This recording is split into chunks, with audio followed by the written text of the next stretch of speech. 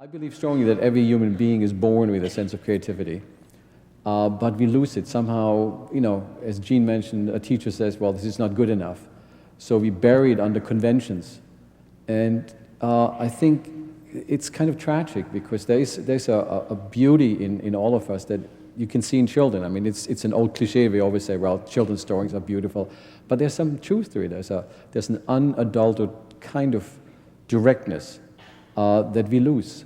How do you think we lose that, Jane? There was a study that was done many years ago in the 1940s.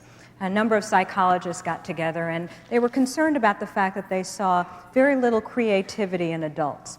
So what they did was they created a study that tried to test creativity. And they brought together a group of 45-year-olds and found that only about 5% of them were creative. And they kept going down by 5 years for their subjects.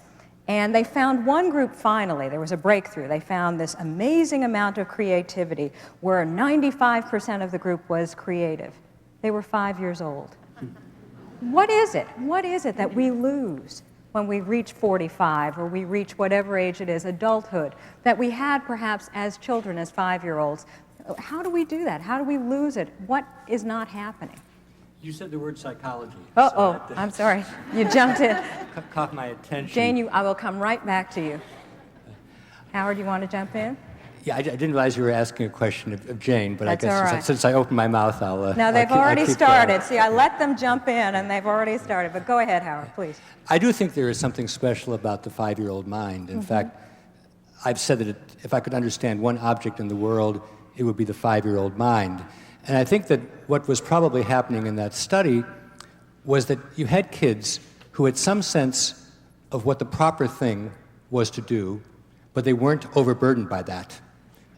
If they had no sense of what was proper or improper, it's random behavior. What happens when you get as young as 7 or 8 or 9, you become very bound to convention. And in fact, you feel very uncomfortable if you're doing something against convention. Even when Gene was talking, in a sense, he was given license to amuse his mother by the doctor. So in a funny sense, he was following the rules.